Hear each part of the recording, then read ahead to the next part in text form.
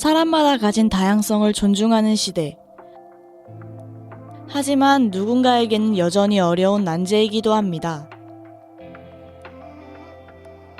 모르기 때문에, 편견을 가졌기 때문에, 오해를 받을 것 같기 때문에 사람들은 언급하는 것조차 두려워합니다. 하지만 어떻게 보면 우리는 이미 알고 있습니다. 소수자도 똑같은 사람이라는 것을요.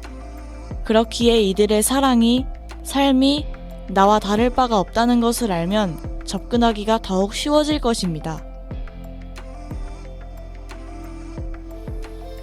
여전히 낯설지만 궁금증이 생기는 것, 궁금증에 비하면 너무나 어렵기도 한 퀴어라는 것, 퀴어에 대해 조금 더 쉽게 이해할 수 있도록 준비한 방송, 대중매체로 보는 퀴어 코드입니다.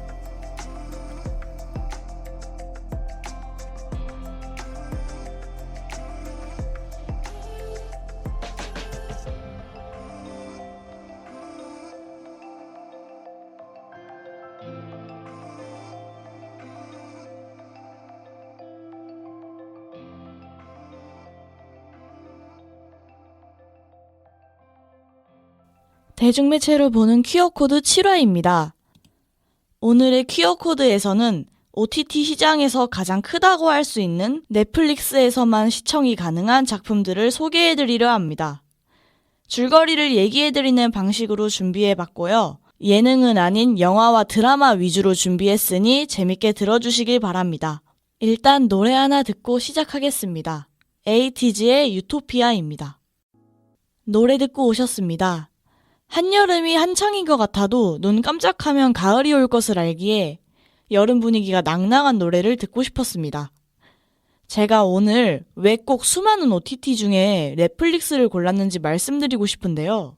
저는 작품 보는 걸 좋아하기도 하고 이쪽 분야에 대한 일을 하는 사람이기 때문에 많은 플랫폼들을 결제해서 보고 있긴 하지만 주변 사람들을 보면 대체로 넷플릭스 말고는 잘 안 보는 것 같더라고요.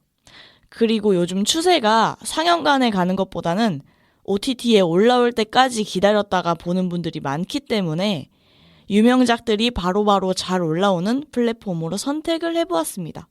첫 번째로 소개해드릴 작품은 영화 네 마음에 새겨진 이름입니다. 대만 영화며 공식 사이트에 올려져 있는 줄거리는 이렇습니다. 동성애 혐오가 지속되던 대만의 고등학교를 배경으로 남성을 사랑한 남자의 이야기를 다룬 영화. 근데 이렇게 보면은 너무 간단하게 정리가 되어 있어서 이 영화의 내용을 알기에는 조금 애매하기도 하고 잘 의미가 안 담겨 있어서 제가 시놉시스도 가져와 봤습니다. 1987년, 오랜 세월 지속했던 계엄령이 해제된 대만. 같은 반 남학생 자항과 버디가 사랑에 빠진다. 하지만 사방에 퍼져 있는 동성애 혐오, 그리고 너무나 무거운 부모님의 기대. 두 사람은 이 사랑을 지킬 수 있을까?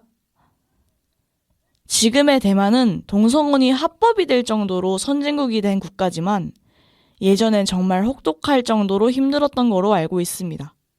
그런 사회의 분위기에서 동성을 사랑하게 된다면 어떤 시련을 가져올지, 그럼에도 사랑을 포기하는지 안 하는지 보여주는 영화입니다. 저는 이 영화를 여러 번 보았는데도 불구하고 볼 때마다 오열을 한 것 같습니다. 그렇다고 해서 새드 엔딩인 건 아닙니다. 궁금하시다면 꼭 한번 보시는 걸 추천하고 여기서 노래 하나 듣고 오겠습니다. 영화의 OST인 네 마음에 새겨진 이름입니다. 노래 듣고 오셨습니다. 영화의 내용을 이미 알고 있어서 그런지 노래만 들어도 울컥하는 것 같습니다. 작품의 OST는 이런 감정이 생겨서 자주 듣게 되는 것 같아요. 두 번째로 소개해드릴 작품은 넷플릭스에서 오리지널로 제작된 하트스토퍼라는 드라마인데요. 이건 원작 소설을 드라마화하여 성공한 케이스입니다. 줄거리를 소개해드리겠습니다. 학교에서 만나 친구가 된 찰리와 닉. 우정인 줄만 알았는데 둘 사이에 그 이상의 감정이 싹튼다. 10대들의 학교 생활과 풋풋한 사랑을 다룬 성장 드라마 시리즈. 이 드라마의 원작 소설에 달린 출판사의 서평이 참 좋은데요. 그것도 요약해서 읽어드리겠습니다. 지금까지 보지 못했던 최고의 LGBTQ 성장 만화. 어떤 남자애가 좋아졌어. 걔는 이성애자인데. 영국 남자 중등학교에 다니는 소년 찰리와 닉의 사랑 이야기를 담은 이 책은 성별을 넘어 누군가를 사랑하는 일이 얼마나 멋진 일인지 보여주는 따뜻하고 아름다운 책이다. 소년들의 사랑을 엿보며 더 나은 세상으로 나아갈 수 있는 기회를 얻게 될 것이다. 2021년 1월, 넷플릭스는 하트스토퍼의 제작을 공식적으로 발표하며 이 작품이 갖고 있는 놀라운 가능성을 이렇게 요약하였다. 오늘날 다양성에 대해 고민하고 있는 10대들에게 진정한 감동을 주는 그래픽 노블이며 우리는 이 드라마를 통해 소수자를 옹호하는 이야기를 할 것이다. 찰리와 닉의 이야기가 어떻게 영상화가 될지 기대를 하며 이 책을 봐도 좋을 것이다. 이 작품은 오로지 퀴어에 대한 얘기를 하는 게 아닌 우정, 인간관계, 연인관계에 대해서도 다루기 때문에 드라마를 보고 있으면 나도 저런 적이 있었는데 하고 공감하게 되어서 마음이 찡하는 부분이 많습니다. 한편으로는 힐링이 되는 작품이기에 마음 편하게 볼 수 있는 드라마입니다. 여기서 노래 하나 듣고 오겠습니다.